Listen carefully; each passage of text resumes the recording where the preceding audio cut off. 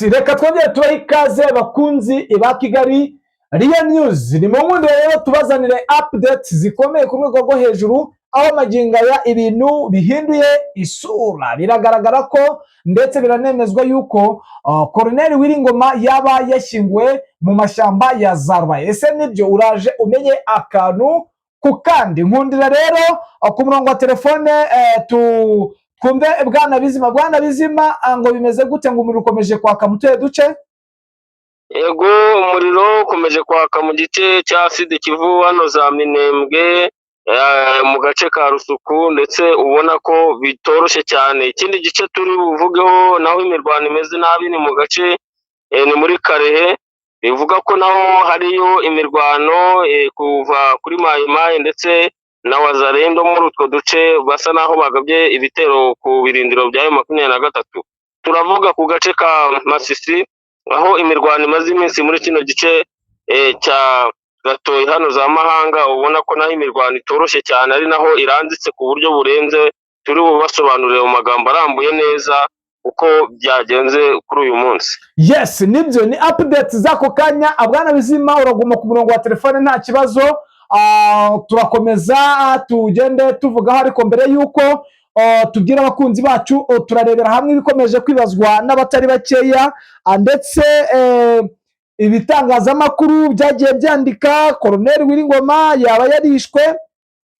Ibi byose byemezwa n'itangazo ryaciye ku rukuta rwa X rw'ihuriro rya FARDC, ubwo ni igisirikare cya FARDC, aho bitamazeho n'iminota myinshi. Ni mu gihe ryahise risibangana nk'aho batari bizeye ko uyu mukoloneli yaba yarahasize ubuzima mu gitero gikomeye cyagabwe mu rukera rwo kuwa kabiri, bikavuga ko cyahitanye bano bantu, harimo Colonel Wiringoma ndetse n'uwari umurinzi ukomeye w'imbere wa Sultani Makenga, uwo bitaga Kazungu, ndetse n'umuwungirije Colonel Nzenze mu rwego rw'ubutasi bita Pascal, na Colonel Safari, uyu nawe akora mu biro by'ubutasi. Ibi rero n'ubundi abatari bakeya bakomeje gushidikanya bavuga ngo ese byagenze bite, byagenze gute? Nkundira tugende akantu ku kandi umenye situation,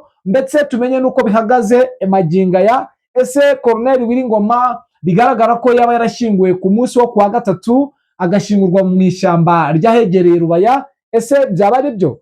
Nyemerera nawe muri comments andika ume amakuru, umbwire uko situation imeze, tuze tubiganireho n'ubundi nkuko muri abakunzi bacu bakadasohoka. Ariko nkundira mbanze ngushimire wewe wahisemo kubana natwe. Ikindi kandi nawe ukitwumva bwa mbere, urebe munsi ya video ukande kuri like, share, ndetse ukore na subscribe, bityo nawe yongere mu muryango mugari w'abadahwema kumva amakuru acukumbuye kandi yizewe. Nibyo wenda ku batamenyereye mwe muje bashya, amazina yanjye nk'ibisanzwe nitwa Damien Habumugisha, mba ndi kumwe n'umuroko Informa uhereye muri abice bita Bizima. Urumva ko n'ubundi mbere yuko ibyo nibyo mba narasabwe n'abakunzi bacu bashaka kumenya updates zihagaze ku mirongo y'imbere y'urugamba, twa updating twumva uko situation imeze muri ibyo bice byose biri kuberamo imirwano. Saye turi kuvugana ubu hafi saa 10. Urumva ko amasaha yaciyemo, duheruka kuvugana mu masaha hafi saa 6. Urumva amasaha yaciyemo ku mirongo y'imbere y'urugamba ibintu babyahindutse. Bwana Bizima, ngaho nkundira utujyane ku ma axe agiye atandukanye, utubwire uko situation ihagaze.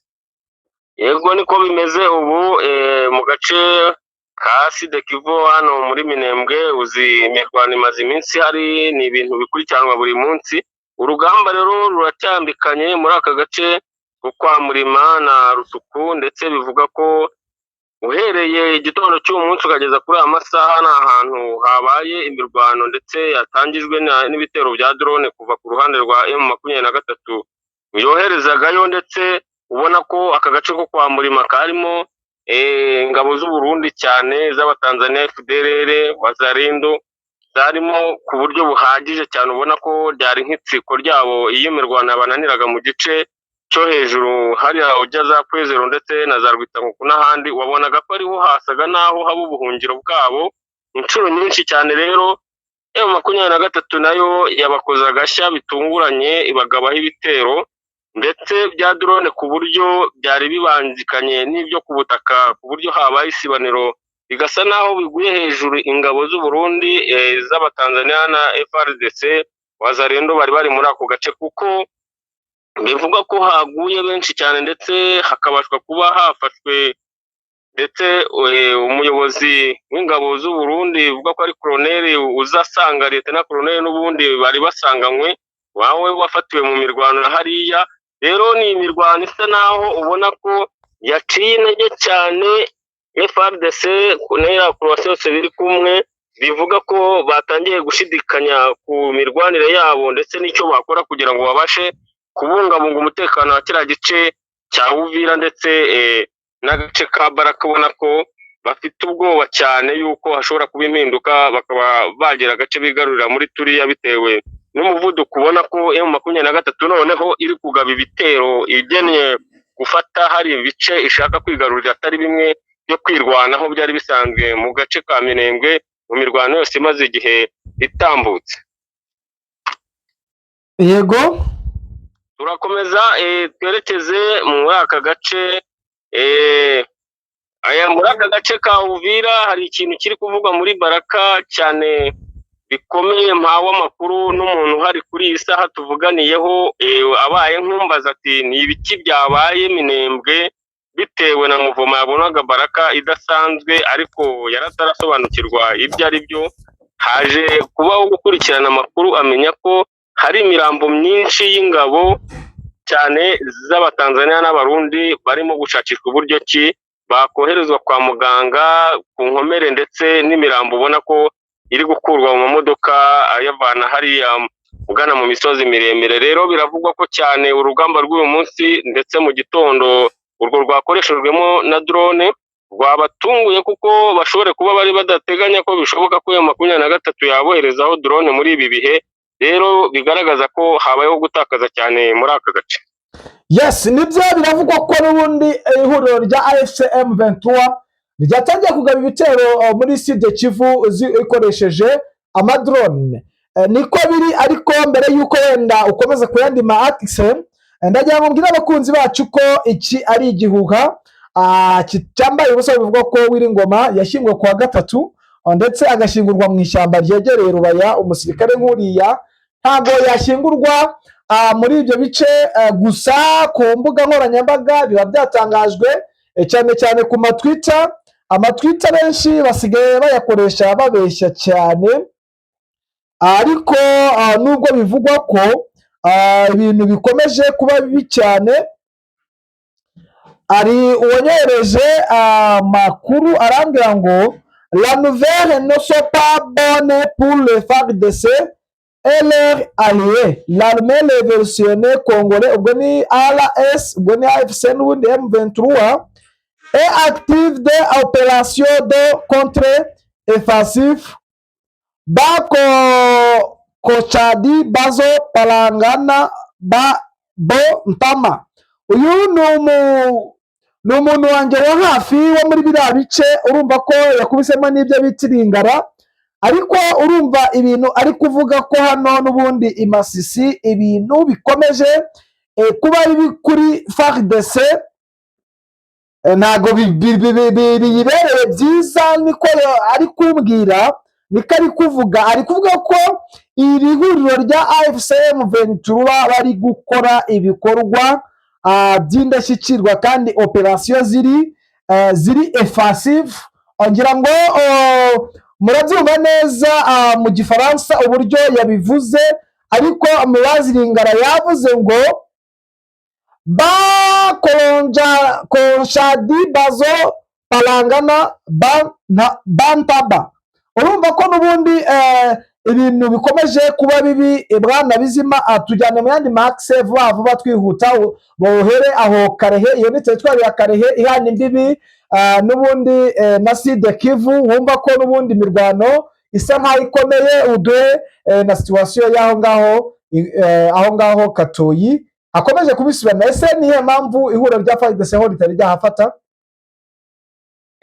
ntabwo wafata ari ibyabo by'iki gihe, ibyo bakoze birasa naho byakozwe ugereranyije n'imbaraga ziri gukoreshwa nayo makumyabiri na gatatu. ariyo mpamvu muri aka gace ka Karehe, aho bita Mwami w'Ijwi na Kabuye, ni uduce duherereye mu nce zisatiriye amashyamba manini cyane akunze kubamo mayimayi, FDLR ndetse n'aba wazalendo biyita ko ari ku bundi usanga ko nabo ari FDLR n'ubundi mu buzima tubanamwe n'aha ngaha. Rero basa naho bo ubwabo ari bo bagabye ibitero kuri M23, ariko ibintu yabakoreye nabo sinzi niba babikoze mu buryo bwo kugira ngo bagaragarize utundi duce yuko wenda teritwari zindi bari kurwanaho bakaba bacecetse.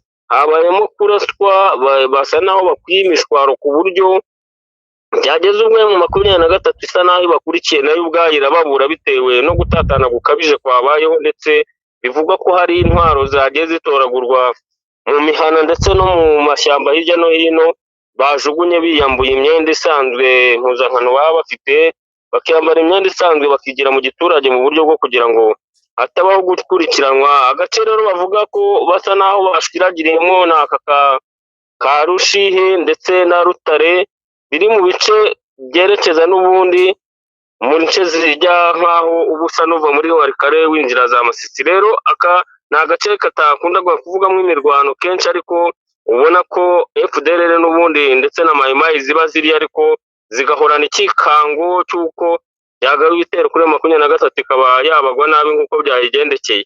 Rero aka ni akantu gasa naho kadasanzwe kuri bo, basaga naho bakoraga bagira ngo bereke ko FARDC ko bari kumwe nabo, kandi ko ako gace gafite umuntu uhagarariye iyo mitwe muri ako gace usa n'utaruzwi cyane kuko ntago bajyaga bahavuga.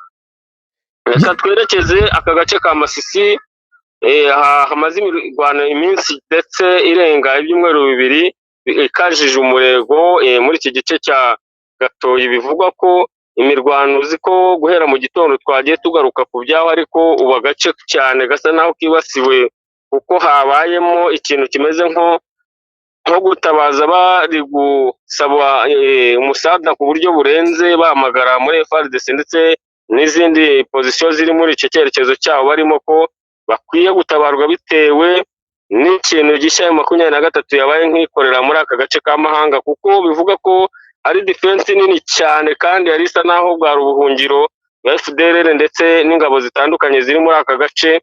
Rero basa naho bayizingiye ku buryo ubona ko ubutabazi biteze ari uko hashobora gukoreshwa drone, kuko ku butaka ho urabizi neza ko abahari bari bagerageje byanze, kandi habayeho kuzingira aka gace bisabye imbaraga nyinshi ndetse n'ubwenge buhambaye kuri M23. ariyo mpamvu ubona ko abangaba bamaze kwishyira mu maboko y'uko hatabonetse ubutabazi bukoreshejwe ikirere, habamwo ingaruka zo kuba bafata amatekwa cyangwa benshi muri bo bakahasiga ubuzima.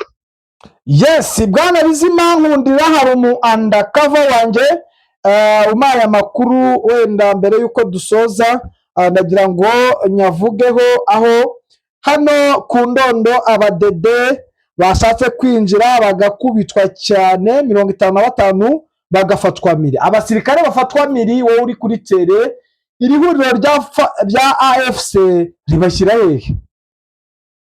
Mu buzima busanzwe urabizi neza ko si ubwa mbere abo badede bafashwe, barabafashe za Sake, barabafashe za Mushaki, barafashwe mu nce nyinshi cyane muri Nord Kivu, urabyibuka Abarundi bakiza, abenshi urabizi barafunzwe, bamwe biba ngombwa ko basubizwa iwabo baratashye, abandi bashobora kuba bagifunze. Ariko na n'ubu M23 intambara zayo n'umujinya n'uburakari yifitiye, urabizi neza ko FDLR cyangwa iriya mitwe ntago bajya bagira kumva ngo bakubwiye ko bafite abantu bafashwe ku rugamba bashobora kukumurikira, ntibibaho.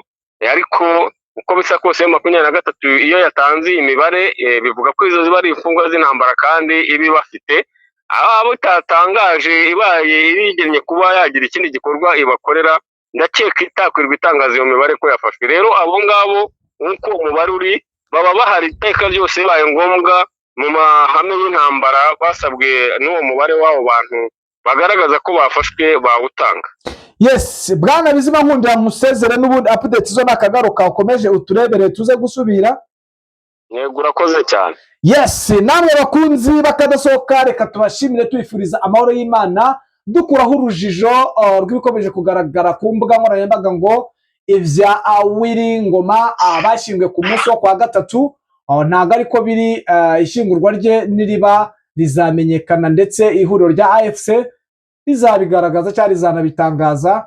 Reka mbifuriza amahoro y'Imana kandi mbifuriza kugubwa neza, nihanganisha bikomeye abafite ikibazo cy'uburwayi, mbifuriza kurwara ubukira cyane cyane, ariko nihanganisha bari muri zone z'intambara. Imana niyo nkuru. Ciao.